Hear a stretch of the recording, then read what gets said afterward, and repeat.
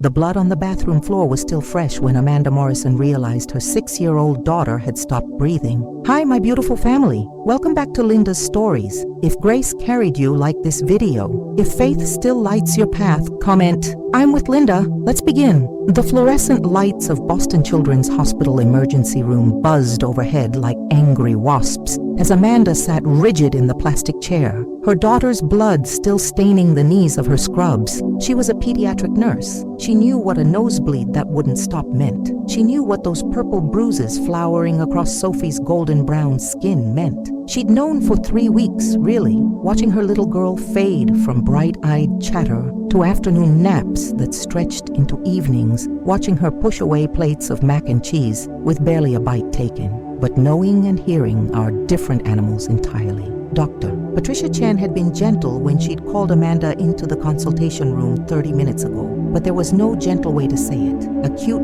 lymphoblastic leukemia, aggressive, stage 3. The words had hit like bullets, each one tearing through the careful architecture of denial Amanda had constructed over weeks of telling herself it was just a virus, just growing pains, just the tail end of flu season in a Boston February, where the snow piled gray and dirty against buildings and the wind off the Charles River cut straight through your coat. "We need to start chemotherapy immediately," Dr. Chen had said, her delicate hands folded on the metal desk between them, her voice carrying that particular strain of calm that medical professionals learn to wear like armor. "But I need you to understand, Amanda, with this aggressive presentation, with her white blood cell counts this compromised, Sophie's best chance is a bone marrow transplant." Amanda had nodded, her nursing training clicking into place, even as her mother's heart was shattering. She knew the statistics, knew that siblings were best, knew that Sophie had no siblings, knew that she herself had already been tested years ago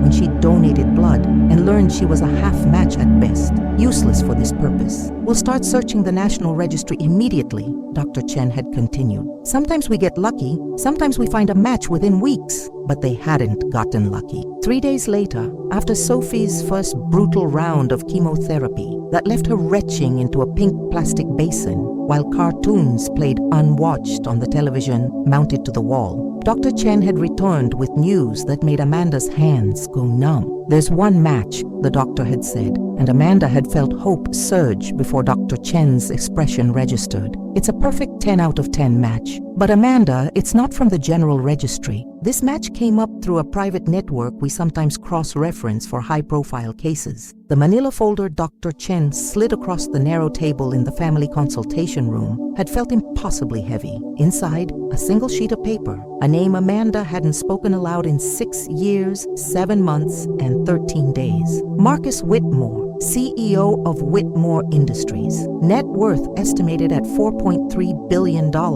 Last known residence, penthouse suite overlooking Boston Harbor. Blood type, B positive. HLA markers, perfect match. The room had tilted. Amanda had gripped the edge of the table until her knuckles went pale against her brown skin, until the world stopped spinning quite so violently. "Do you know this person?" Dr. Chen had asked carefully, and Amanda had realized her reaction had given everything away. "I knew him," Amanda had whispered, "a long time ago. That had been yesterday." Now, sitting in the small apartment in Dorchester she shared with Sophie, Amanda stared at the business card she'd kept hidden in the back of her jewelry box for 6 years. Heavy cardstock, embossed lettering. Marcus Whitmore, Chief Executive Officer. The edges were soft now, worn from the few times over the years when she'd pulled it out in weak moments, usually late at night after Sophie was asleep, usually after a particularly hard day when rent was due and the car needed repairs and she was covering someone's shift for the 3rd time that week. She'd never called, had told herself it was pride, had told herself Sophie was better off without a father who'd made it crystal clear he wanted nothing to do with them, had told herself the $5,000 check he'd sent through his lawyer 2 weeks after she'd told him she was pregnant, along with the brief note that read, "This should cover your expenses. I think it's best we don't see each other again," was all the answer she needed about his capacity for fatherhood. But that was before leukemia, before Sophie's hair had started falling out in clumps that clogged the bathtub drain, before Amanda had learned that righteous anger meant nothing in the face of a 6-year-old who asked with heartbreaking practicality whether she was going to die. The March wind rattled the windows of their 3rd-floor walk-up.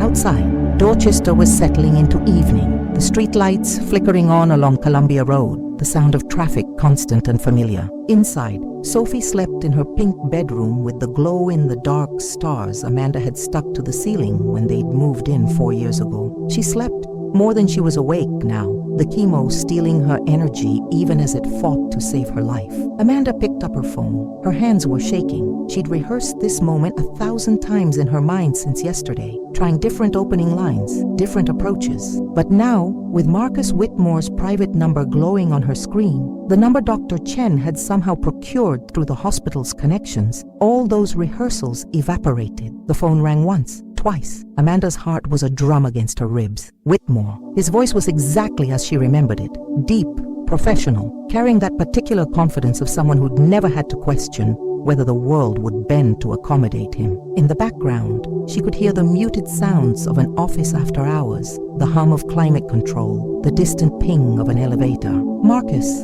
Her voice cracked on his name. She cleared her throat, forced steel into her spine. It's Amanda. Amanda Morrison. The silence that followed was so complete. She thought for a moment the call had dropped. Then, Amanda. Something shifted in his tone. Surprise, maybe confusion, definitely caution. How did you get this number? It doesn't matter how I got it. The words came out sharper than she'd intended. 6 years of raising their daughter alone, of scraping by on a nurse's salary while he bought and sold companies before lunch, had a way of crystallizing into anger. I need to talk to you. In person. It's urgent. Amanda, I don't think... You have a daughter! The words exploded out of her, bypassing every careful script she'd prepared. Her name is Sophie. She's 6 years old. And she's dying, Marcus. She has leukemia. She needs a bone marrow transplant. And you're the only match. The silence this time was different, heavier. Amanda could hear him breathing, could almost picture him in his corner office on the 34th floor of the Whitmore Industries Tower in the financial district, the one she'd visited exactly twice before everything had fallen apart. Could picture him standing at those floor-to-ceiling windows that overlooked the harbor, one hand pressed to the glass, trying to process what she'd just said. That's not possible, he said finally, but his voice had lost its certainty. You told me you were on birth control. You said... I was. Amanda's eyes burned. She would not cry. Not for him. It failed. These things happen. I tried to tell you, remember? You sent me a check and a lawyer's note instead of a conversation. I have a daughter. He said it like he was testing the words, trying them on for size. 6 years old. Her birthday is October 15th. She weighs 41 pounds, down from 48 before she got sick. She loves strawberries and hates green beans. She's learning to read and she's obsessed with dinosaurs. And she has your eyes, Marcus. Those exact same gray eyes that look silver in certain light. And if we don't find a donor in the next 8 weeks, she's going to die. Amanda heard something crash in the background of his call. A glass, maybe, or a paperweight. When Marcus spoke again, his voice was raw. Where are you? Boston Children's Hospital. We're in the oncology wing. But Marcus, she paused, needing him to understand this completely. I'm not calling to beg for money. I'm not calling to disrupt your life. I'm calling because you're a genetic match, and my daughter needs to live. That's it. That's the only reason you're hearing from me. I need your address, the hospital room number. He stopped, and Amanda heard him take a breath that sounded like it hurt. I'm coming there, tonight, now. It's 8:30 on a Thursday night. Visiting hours are... I don't care about visiting hours. The CEO voice was back, the one accustomed to moving obstacles. Text me the information. I'll be there in 40 minutes. He hung up before she could respond. Amanda sat in the gathering dark of her living room, her phone cooling in her palm, and wondered what she'd just set in motion. Through the thin wall that separated her apartment from her neighbors, she could hear Mrs. Rodriguez's television, some game show with canned laughter. Normal life, continuing obliviously, while hers fractured into before and after. In Sophie's room, her daughter stirred. Amanda rose and went to her, smoothing back the thin, brittle hair that had once been thick coils like her own. Sophie's eyes opened. Those devastating gray eyes that had haunted Amanda from the moment she'd first seen them in the delivery room. Mama! Sophie's voice was small, hoarse from the nausea. My tummy hurts. I know, baby girl. Amanda gathered her carefully, mindful of the port in her chest where the chemo went in. I know it does, but we're going to make you better. I promise. It was a promise she had no right to make, but sitting there in the dark, holding her daughter while Boston's night sounds filtered through the windows, Amanda made it anyway. and in 40 minutes, Marcus Whitmore was going to walk back into her life and learn exactly what that promise required of him. The fluorescent lights of Boston Children's Hospital at 9:15 on a Thursday night had a particular quality of exhaustion to them, flickering occasionally as if they too were tired of illuminating suffering.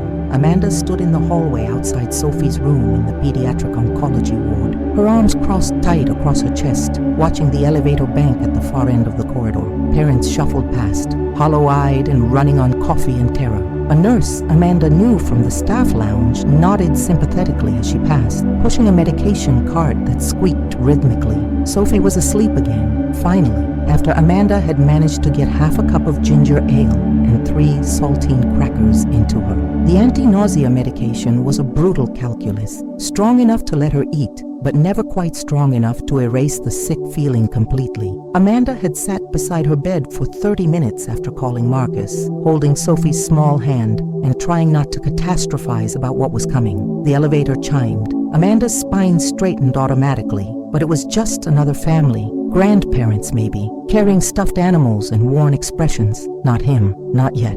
Her phone buzzed, a text from an unknown number. Downstairs. Which floor? Amanda's fingers trembled as she typed back. 7th floor, oncology, room 714. 3 minutes later, the elevator opened again, and this time, it was him. Marcus Whitmore looked exactly like his publicity photos, and nothing like the man Amanda remembered from 6 years ago. That Marcus had laughed more, had worn jeans on weekends, had kept irregular hours at the startup that would become Whitmore Industries. This Marcus wore a suit that probably cost more than Amanda's monthly rent, charcoal gray with subtle pinstripes, the kind of tailoring that whispered wealth rather than shouting it. His dark hair was shorter now, touched with gray at the temples. But those eyes, those gray eyes that Sophie had inherited, were the same. Currently, they were scanning the hallway with an intensity that made nurses glance his way and quickly look elsewhere. He spotted Amanda and stopped walking. For a moment, they just stared at each other across 15 feet of scuffed linoleum and 6 years of silence. Then Marcus moved toward her,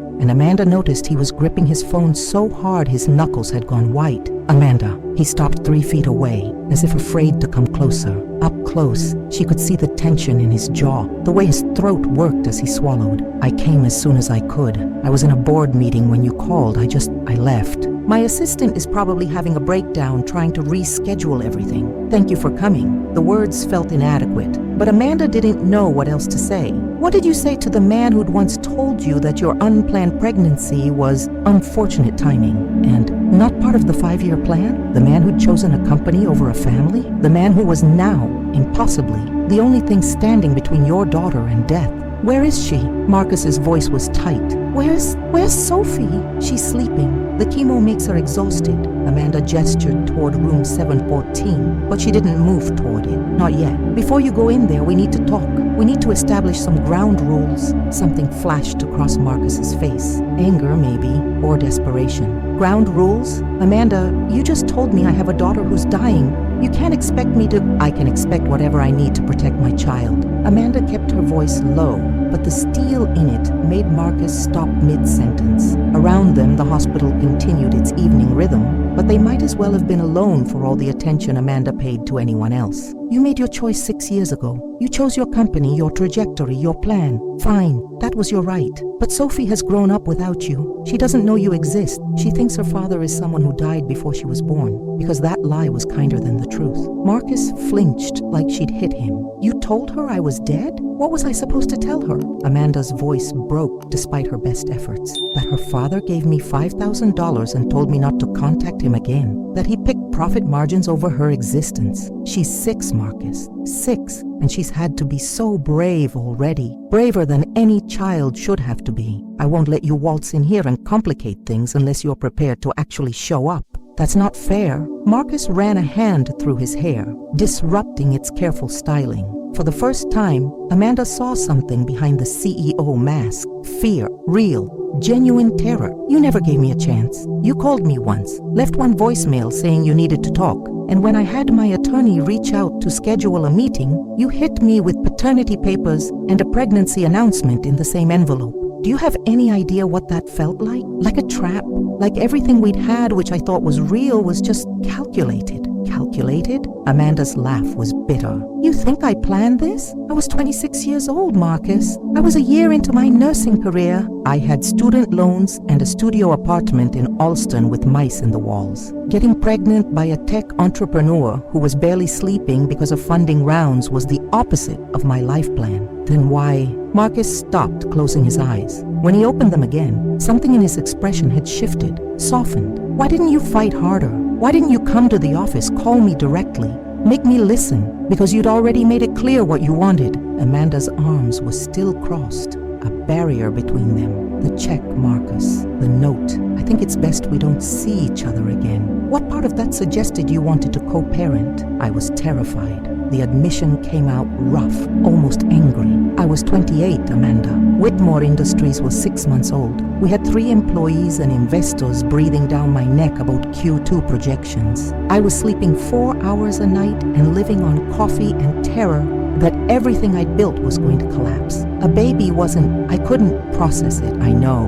Amanda's voice was quieter now. The anger was still there, would probably always be there, but underneath it was something else. Exhaustion, recognition. I get it, but that's what you chose, and I respect that choice, even if it devastated me. But now, 6 years later, I need something from you. Sophie needs something from you. And I need to know if you're capable of showing up not just tonight, but for however long this takes. Marcus looked toward room 714. Behind the partially closed door, Amanda knew Sophie was a tiny shape under white hospital blankets, her stuffed triceratops tucked under her arm, her bald head catching the soft light from the lamp Amanda kept on at night, because Sophie was afraid of the dark now, which was new since the diagnosis. Tell me what to do. Marcus's voice was barely above a whisper. Tell me how to do this right.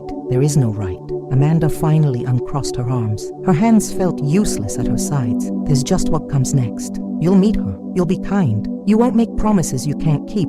And then we'll start the testing process to confirm you're a match. And if you are, we'll schedule the transplant. And after? Marcus's eyes found hers. After the transplant, assuming it works, what then? I have no idea. Amanda was too tired for anything but honesty. One crisis at a time is all I can handle right now. They stood there. 2 people who'd once shared something brief and bright and ultimately unsustainable, united now only by the 6-year-old girl sleeping 15 feet away. The hospital sounds washed over them. Beeping monitors, hushed conversations, the soft squeak of rubber soles on linoleum. Okay. Marcus straightened his shoulders, and Amanda saw him physically putting on armor, preparing for whatever came next. Okay, can I meet her? Amanda led him to room 714. Her hand was shaking as she pushed the door open slowly, carefully, trying not to wake Sophie. But some maternal sixth sense that had developed over 6 years meant Sophie's eyes fluttered open immediately.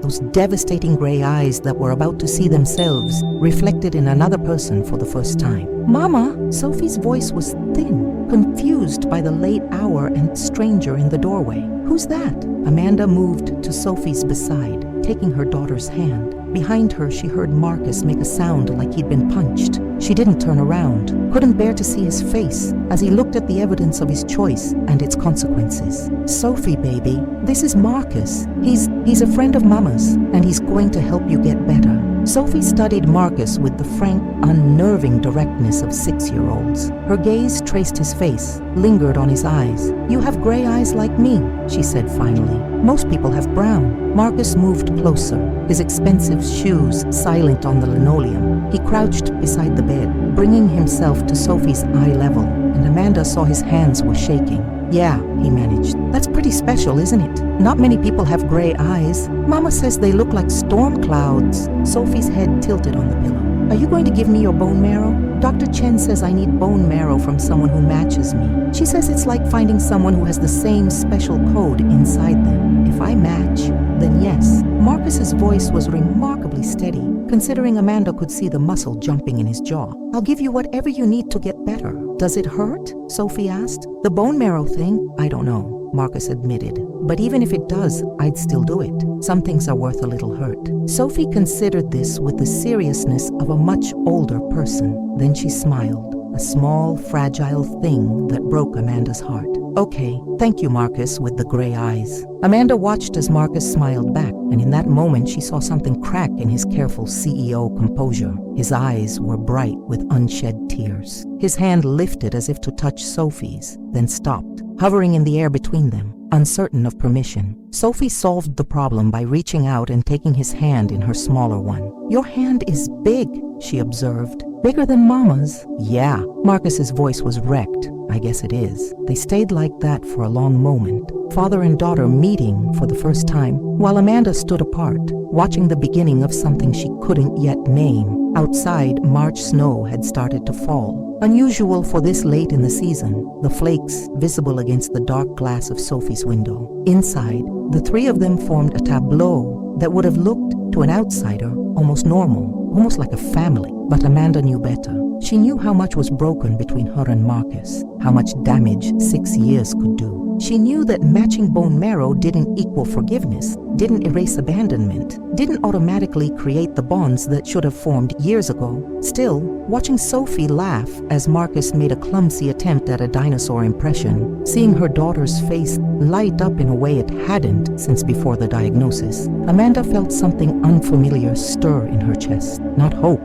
exactly. Hope was too fragile for this moment, but maybe the possibility of hope. The chance that somehow they might all survive what was coming, and survival right now was enough. The genetic testing took 72 hours to confirm what the preliminary screening had already suggested. Marcus Whitmore was a perfect 10 out of 10 HLA match for Sophie Morrison. Dr. Chen delivered the news on a Monday morning when Boston was locked in the kind of cold snap that made car doors freeze shut and transformed the Charles River into a sculpture of ice. Amanda was at the hospital, had barely left since Thursday when Marcus first met Sophie. She'd called in for emergency family leave from her nursing job, had been living on the fold-out chair in Sophie's room, surviving on vending machine coffee and the sandwiches that appeared every few hours from Marcus, who had apparently decided that keeping them fed was something actionable he could do while waiting for test results. "This is excellent news," Dr. Chen said, though her smile was cautious. She was a good doctor,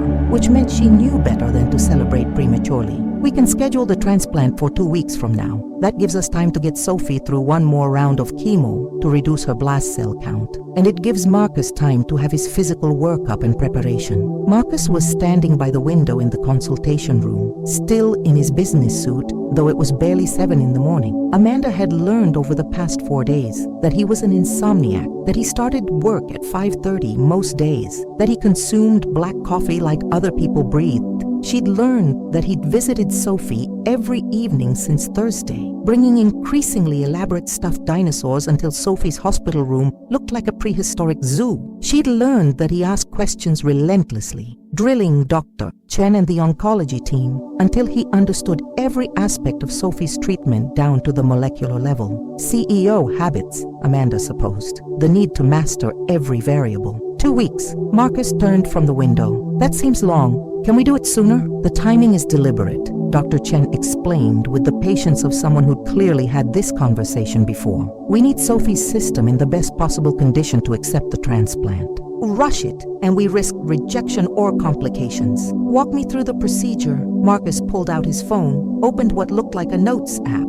"Everything. I want to understand exactly what happens to both of us." Dr. Chen glanced at Amanda, who shrugged slightly. This was Marcus's way of coping, she'd realized, controlled through knowledge. She couldn't fault him for it, even if his intensity sometimes filled the room like a physical presence. "For you, Marcus, we'll perform a bone marrow harvest," Dr. Chen began. "It's a surgical procedure under general anesthesia. We'll extract marrow from your pelvic bones using special needles. You'll feel sore afterward, probably for several days. Some donors describe it as feeling like they fell hard on their back, but it's manageable with pain medication, and you'll be able to return to normal activities within a week or 2.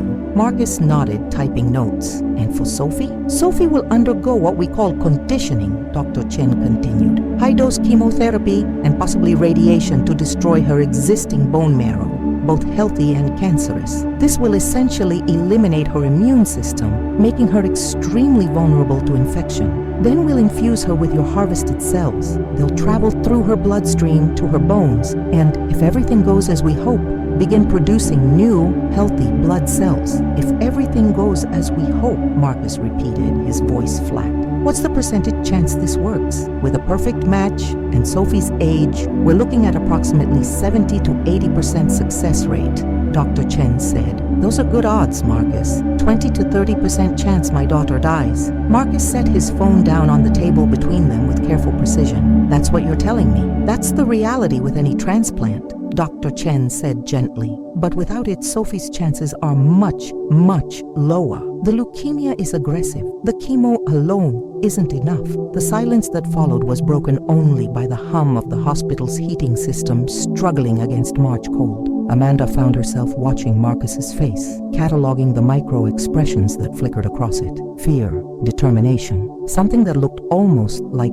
grief for a future not yet lost. When do we start? Marcus asked finally. We'll get you scheduled for pre-surgical workup this week, Dr. Chen said. Physical examination, blood work, chest x-ray, EKG, standard protocol. And Amanda, we'll need to discuss the logistics of Sophie's isolation period. After the transplant, she'll need to be in a sterile environment for several weeks, possibly months, until her immune system rebuilds. Amanda's stomach dropped. She'd known this was coming, had read about it in the literature Dr. Chen had given her, but hearing it stated so plainly made it real in a way the pamphlets hadn't. How isolated? Clean room protocol, Dr. Chen said. No fresh flowers, no fresh fruit, extremely limited visitors who will need to scrub in and wear protective equipment. We'll keep her here in the hospital for at least the first month post-transplant, monitoring for any signs of infection or rejection. A month in the hospital, Amanda thought of Sophie's pink bedroom in their Dorchester apartment,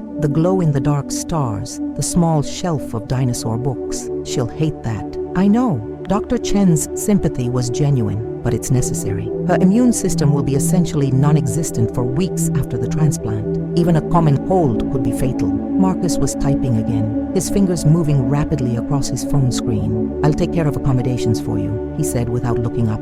You can't be commuting back and forth to Dorchester. I'll get you a room at the hotel across from the hospital, or I'll stay in her room, Amanda interrupted. The fold-out chair is fine. Amanda, you need to sleep.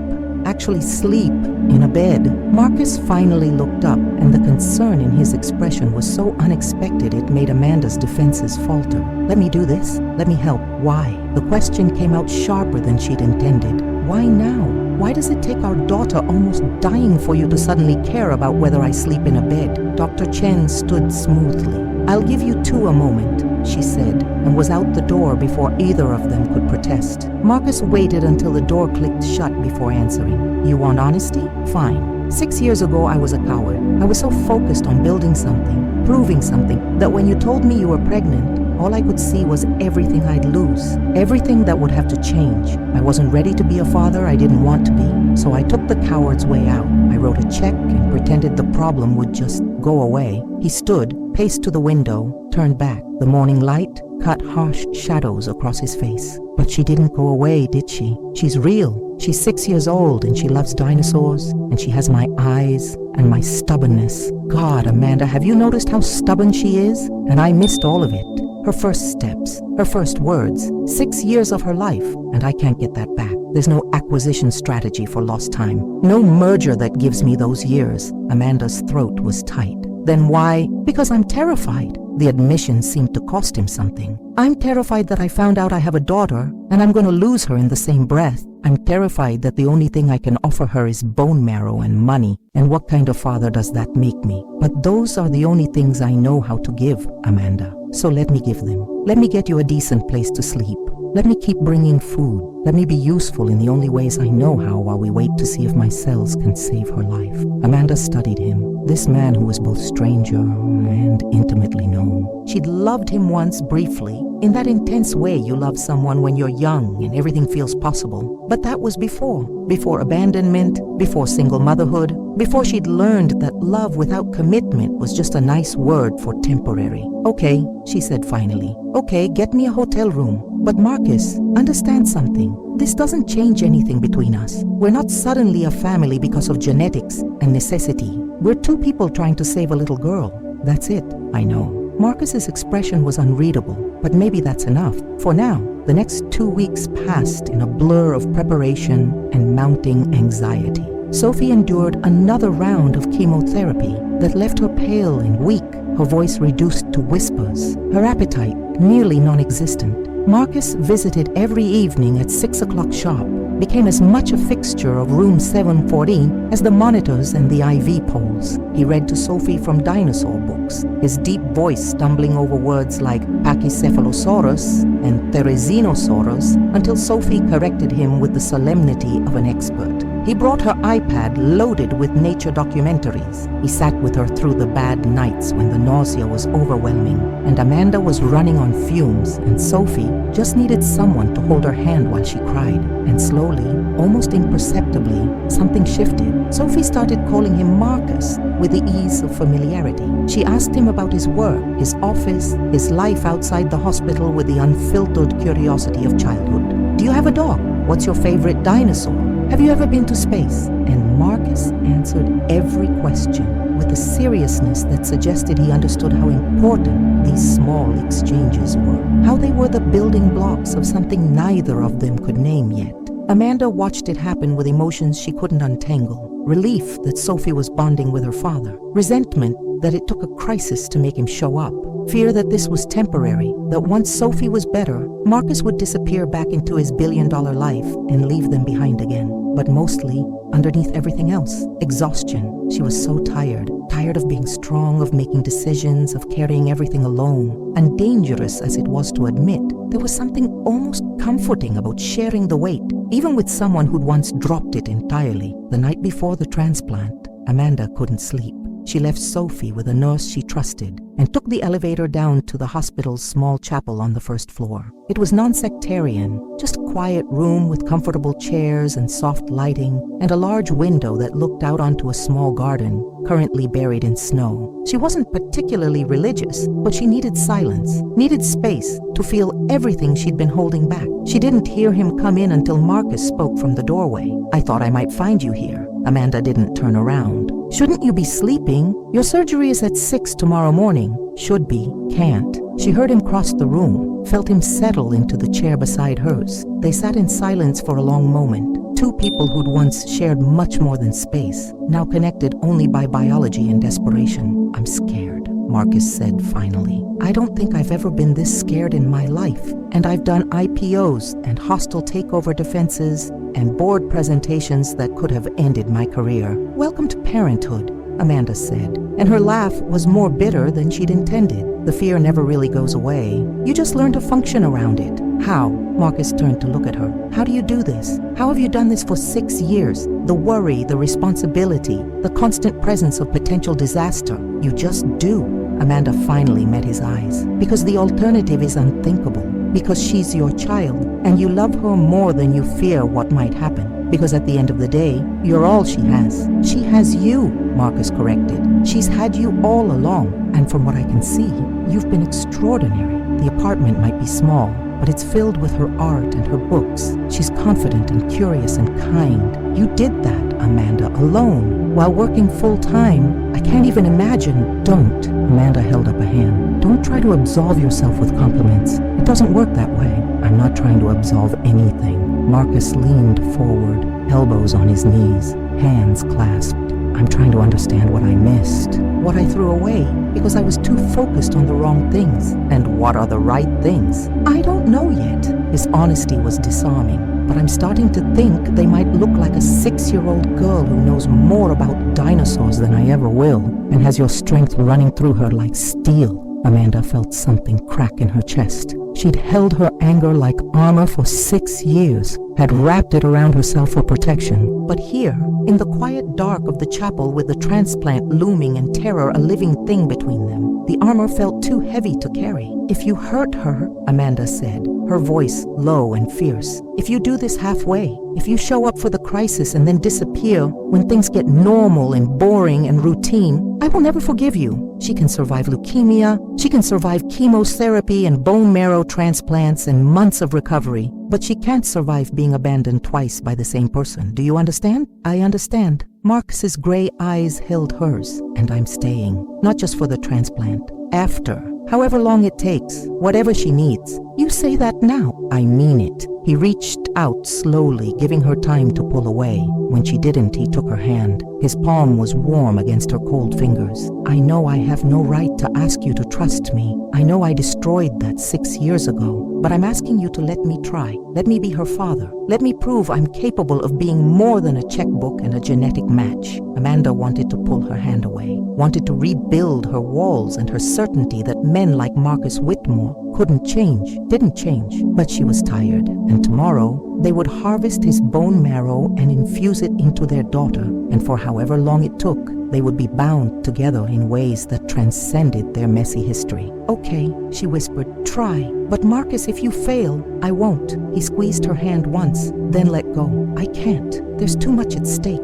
They sat together until the chapel's security guard did his midnight rounds and gently suggested they should probably get some rest before tomorrow's procedure. Amanda rode the elevator back to Sophie's floor, watched Marcus get off at the 4th floor, where he'd been staying in a private room the hospital reserved for donors. As the doors closed between them, Amanda saw her own fear reflected in his face and realized that for the first time in 6 years, she wasn't carrying it alone. At 5:30 the next morning, the hospital woke them for Sophie's preparation. The surgical team came to Marcus to review consent forms to begin the careful process of turning a billion-dollar CEO into a bone marrow donor. Amanda held Sophie's hand as they explained what would happen, how Mama and Marcus would both be away for a few hours. But when they came back, Marcus's special cells would be ready to make her better. Will it hurt? Sophie asked, and Amanda's heart broke at how small her voice sounded. A little, Amanda admitted, because she wouldn't lie to her daughter.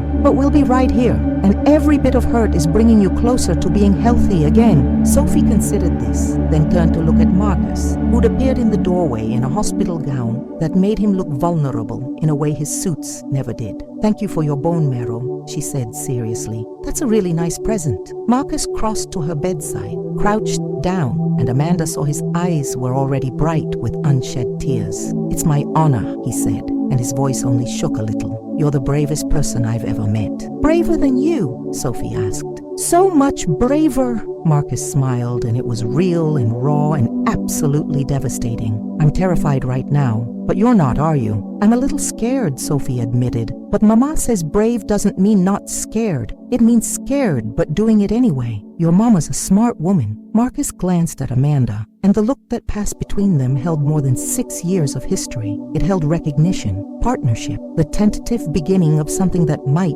eventually, become trust. I'll see you in a few hours, okay? And when I do, we're going to make you all better. They took Marcus first, wheeling him down to the surgical suite, while Amanda stayed with Sophie through her final preparations. Then, at 8 o'clock exactly, they came for Sophie. Amanda walked beside the gurney, holding her daughter's hand, whispering reassurances and love into her ear. At the door to the operating room, she had to let go, had to watch them wheel Sophie through doors that sealed behind her with the finality of a closing coffin. Dr. Chen found Amanda in the family waiting room 20 minutes later. Marcus's procedure went perfectly, she said. We harvested an excellent volume of marrow. It's being processed now, and we should be ready to infuse Sophie in about 2 hours. And Sophie? She's doing fine. The conditioning yesterday and this morning went as expected. She's sedated and comfortable. Now we wait. Waiting. It was all Amanda had done for weeks now. Wait for test results. Wait for treatment to work. Wait for bone marrow to match. Wait for hope to either materialize or die. She was so tired of waiting. Marcus appeared around noon, moving gingerly, one hand pressed to his lower back. His face was pale and drawn, but his eyes were alert. Any news? They started the infusion 20 minutes ago, Amanda said. She was in the same chair she'd occupied for hours, her coffee long since cold, her hands twisted together in her lap. Dr. Chen says it'll take a few hours, then we just wait more. Wait to see if her body accepts it. Wait to see if infections develop.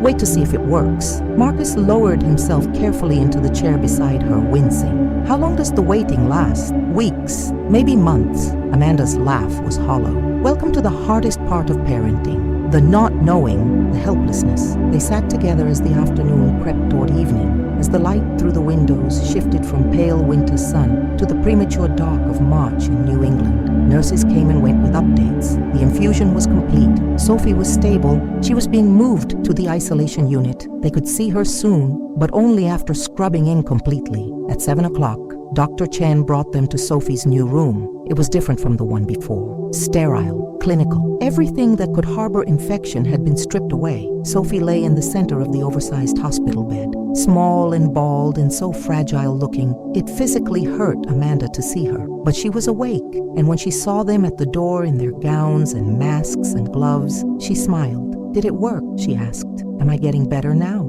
"Your body is learning how to use Marcus's cells," Amanda said, moving to the bedside. She wanted desperately to hold her daughter, but was afraid of the tubes and wires and the terrifying newness of her vulnerability. "It'll take some time, but yes, baby, you're getting better now. Good." Sophie's eyes fluttered closed. "I'm really tired, Mama." "Then sleep."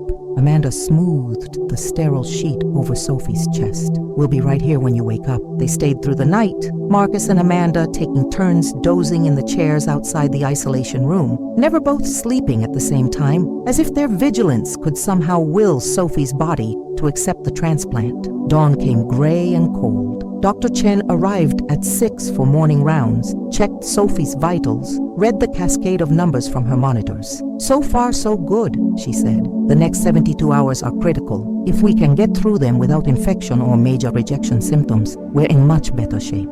72 hours, 3 days. Amanda had survived 6 years of single parenthood, weeks of devastating diagnosis and treatment. She could survive 3 more days. They both could. They had to. But on the second night post-transplant, at 2:17 in the morning, when exhaustion had dulled Amanda's senses to a numb haze, the monitors began screaming. Sophie's temperature had spiked to 104, 3 degrees. Her blood pressure was dropping, and Dr. Chen, summoned from wherever doctors went at 2 in the morning, took one look at the readings and called for the crash cart, her face grim behind her mask. "She's going into septic shock," Dr. Chen said, and Amanda's world tilted sideways. "We need to move. Now." Everything that came after happened in fragments, disconnected moments that Amanda's brain couldn't quite stitch together into coherent narrative. Marcus's hand gripping hers so tightly her bones ground together. The controlled chaos of the medical team flooding Sophie's isolation room. Dr. Chen's voice, steady and commanding, calling out orders in language Amanda understood intellectually but couldn't process emotionally. The numbers on the monitors dropping, while Sophie lay unconscious and small and so terrifyingly still. "Her system is rejecting," someone said, or maybe Amanda imagined it. Maybe it was just her worst fear given voice by her own mind. "Get me the immunosuppressant protocol," Dr. Chen ordered, and someone page infectious disease. Now, time distorted, stretched, collapsed. Amanda was dimly aware of Marcus beside her, his face the color of old snow, his expensive clothes rumpled from 2 days of living in hospital waiting rooms, of nurses moving with practiced efficiency, of machines breathing for Sophie because her own body had forgotten how. It was Dr. Chen who finally made them leave. "You can't be in here right now," she said, physically guiding Amanda toward the door. "Let us work, please." The hallway outside Sophie's room was too bright and too dark all at once. Amanda's legs wouldn't hold her. She would have fallen if Marcus hadn't caught her, his arms coming around her, his chest solid against her collapsing weight. "She's dying," Amanda heard herself say. "She's dying and there's nothing I can do." "She's not." Marcus's voice was fierce in her ear. "She's fighting. Dr. Chen is fighting. We're all fighting." "What if it's not enough? It has to be." Marcus pulled back just enough to look at her face, and Amanda saw that he was crying, actually crying. Tears tracking down his cheeks unchecked while his gray eyes, Sophie's eyes, burned with desperate determination. "It has to be enough because I just found her and I can't lose her. I can't, Amanda, I can't." They sank to the floor together, their backs against the wall outside the room where their daughter was dying, and Amanda realized this was what Marcus had been trying to tell her in the chapel. This terror, this helplessness, this absolute certainty that the world would end if they failed. This was parenthood, not the birthday parties, or the bedtime stories, or the small joys of watching a child grow. The knowledge that your heart was walking around outside your body, and there was nothing, absolutely nothing you could do to protect it from the world's cruelty. I'm sorry, Marcus said into her hair. God, Amanda, I'm so sorry for all of it, for not being there, for missing everything, for only showing up when it might be too late. Amanda didn't have the energy to absolve him, didn't have the strength to offer comfort. She just sat there, held by the man who'd abandoned her, united in their shared terror while doctors fought to save their daughter. 3 hours later, as weak sunrise turned the windows gold, Dr. Chen emerged. She pulled down her mask, and Amanda's heart stopped at the exhaustion in her face. She's stable, Dr. Chen said, and Amanda couldn't breathe. It was a massive infection, probably from a central line. We've got her on broad-spectrum antibiotics. Her temperature is coming down. The rejection symptoms seem to be under control. But she paused, and Amanda knew the but was going to hurt. The next 48 hours are critical. If she can get through this without another crash, she has a chance. A good chance. But I won't lie to you. It's going to be close. Can we see her? Marcus's voice was raw. One at a time. 5 minutes each. She needs rest more than anything right now. Amanda went first because Marcus insisted. She scrubbed in again, though her hands were shaking so badly she could barely turn the taps. Inside the isolation room, Sophie looked impossibly small. Tubes ran from her arms, her chest, her nose. Machines breathed and beeped and monitored every struggling system. But her chest rose and fell, rose and fell. That was something. That was everything. Hey, baby girl, Amanda whispered, pulling the chair close to the bed. I know you're sleeping. That's good. Sleep is good. Your body is working really hard right now and it needs rest. She took Sophie's hand carefully, mindful of the IV. But I need you to keep fighting, okay? I need you to be that brave girl you've been all along. Just a little longer. Just hold on a little longer and we're going to get through this. Sophie didn't wake, didn't stir. But under Amanda's palm, her pulse beat steady and strong, and that was enough for now. When Amanda emerged, Marcus went in. She watched through the window as he sat beside Sophie's bed, as he bent close and whispered things Amanda couldn't hear, as he pressed his masked face to the top of Sophie's bald head in something that might have been a kiss or a prayer or both.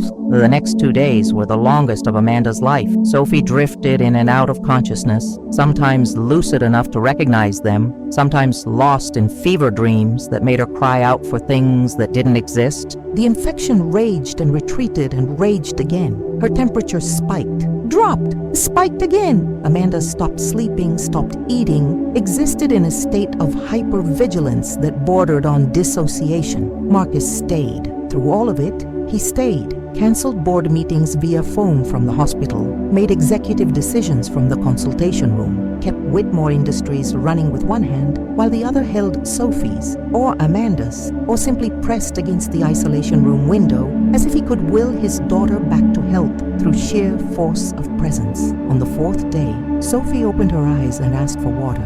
Just that. Simple and ordinary and absolutely miraculous. I'm thirsty, she said, her voice barely audible. Can I have water? Amanda cried, actually sobbed while carefully bringing a straw to Sophie's cracked lips. Marcus stood at the window, his hand flat against the glass, his shoulders shaking. She's turned a corner, Dr. Chen said when she came for evening rounds. I think she's going to make it. We're not out of the woods yet, but the trajectory is good, very good. That night, Amanda finally left the hospital. Marcus insisted. Go to the hotel, he said. Actually shower. Sleep in a bed for 6 hours. I'll stay with her. I promise I'll call if anything changes. Amanda was too exhausted to argue. The hotel room Marcus had booked was absurdly nice. All clean lines and soft sheets and a view of the city that reminded her how far removed this world was from her normal life. She stood under the shower until the water ran cold, washing away days of fear and sweat and hospital antiseptic smell. Then she fell into bed and slept for 9 hours straight,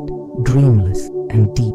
Her phone was ringing when she woke. Panic seized her immediately until she saw it was Marcus calling, not the hospital. What's wrong? Nothing's wrong. Marcus's voice carried something she hadn't heard from him before. Joy. Real, unfettered joy. She's awake, really awake, and she's asking for you. And for pancakes, which apparently they don't have in the hospital cafeteria, but I'm about to have delivered from that place on Newbury Street. you used to like. I'll be there in 20 minutes. Amanda was already moving, throwing on yesterday's clothes, not caring how she looked. Amanda. Marcus paused. She's going to be okay. Our daughter is going to be okay. Our daughter. He said it with such certainty, such ownership, that Amanda had to sit down on the edge of the hotel bed, her legs suddenly unreliable. 6 years ago, he'd refused to claim her. Now, after weeks of crisis and one near-death experience, she was ours. The shift felt seismic, terrifying, and impossibly. Against all her carefully constructed defenses, it felt right. Yeah, Amanda said, and her voice cracked. She is. We did it.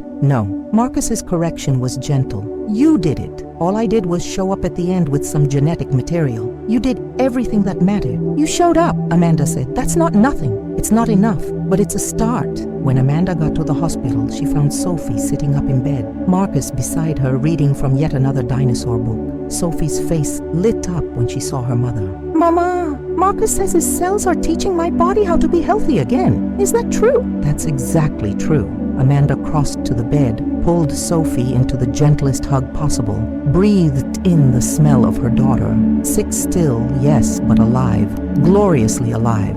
How do you feel, baby? Tired, but hungry. Marcus is getting me pancakes. Sophie pulled back to look at Amanda seriously. He's nice, Mama. I like him. Yeah? Amanda glanced at Marcus, found him watching them with an expression she couldn't quite read. I'm glad. Can he come visit us at home when I get better? He's never seen my dinosaur books. We'll see. It was a mother's default answer. But this time, Amanda meant it less as a deflection and more as a genuine possibility. We'll figure it out. Okay. Sophie yawned hugely. I'm sleepy again. Then sleep.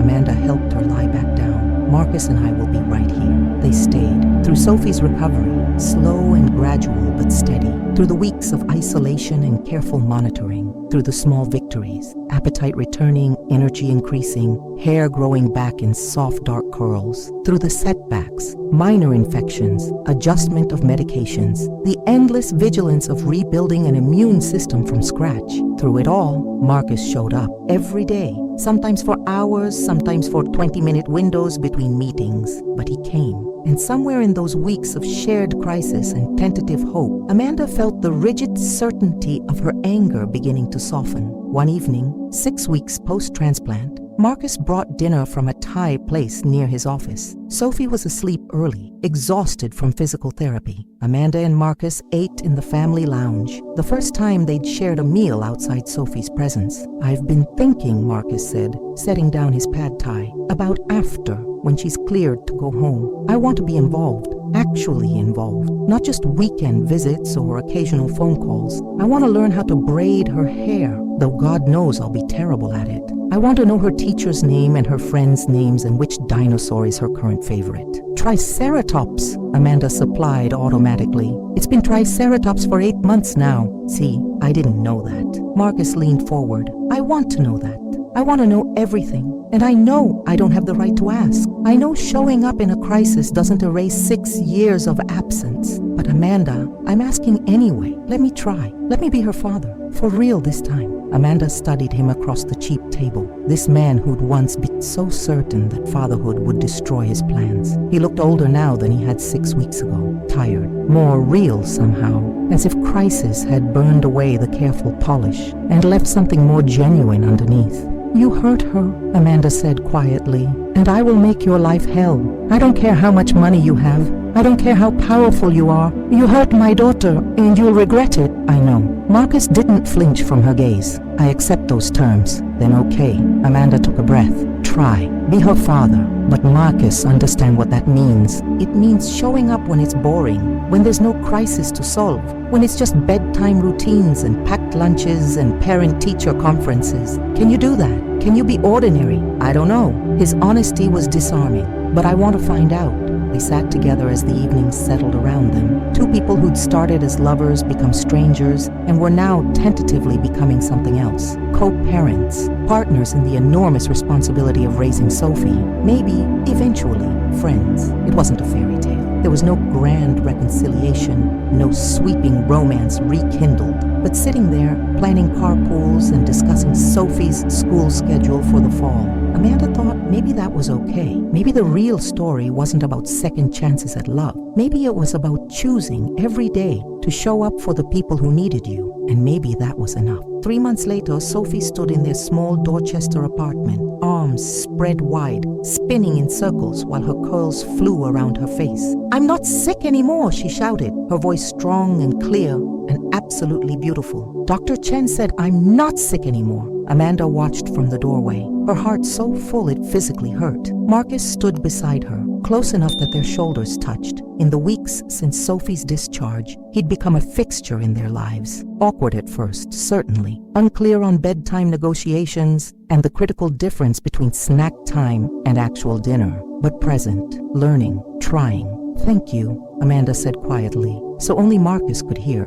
"For showing up, for staying, for becoming who she needed you to be. Thank you for letting me." Marcus's hand found hers, threaded their fingers together. "For giving me a second chance I definitely didn't deserve. We'll see if you still feel that way after you've sat through your first school play." Amanda smiled despite herself. "She's lobbying heavily to be a Stegosaurus in the spring production. I wouldn't miss it." Marcus squeezed her hand. "I won't miss anything else, I promise." In the living room, Sophie had collapsed on the couch, laughing breathlessly. "Mama! Marcus! Come watch movies with me!" "Doctor, Chen said I can have popcorn now. Real popcorn." They went to her, Marcus settling on one end of the couch, Amanda on the other, Sophie between them exactly where she belonged. As the opening credits of her favorite dinosaur documentary rolled, Sophie reached out, took Marcus's hand on one side and Amanda's on the other, and held on tight. "I love you guys," she said simply, and it was the truest thing Amanda had ever heard. "We love you too," Marcus said, his voice rough. He looked at Amanda over Sophie's head, and in his eyes she saw everything they'd survived, everything they'd lost, and everything, impossibly, they'd gained, more than anything in the world. Outside, spring was turning Boston green again. The city moved on, oblivious to the small miracle happening in a third-floor walk-up in Dorchester. Inside, 3 people who'd found each other through crisis and chance sat together and watched dinosaurs and ate popcorn and began, tentatively but determinedly, to build something that looked like family. It wasn't perfect. It would never be perfect. But sitting there, with Sophie's laughter filling the room and Marcus's steady presence beside her, Amanda thought maybe perfect was overrated anyway. Maybe what mattered was showing up, choosing love, even when it was hard, fighting for each other, over and over until the fighting became habit and the habit became home, and maybe, just maybe, that was enough.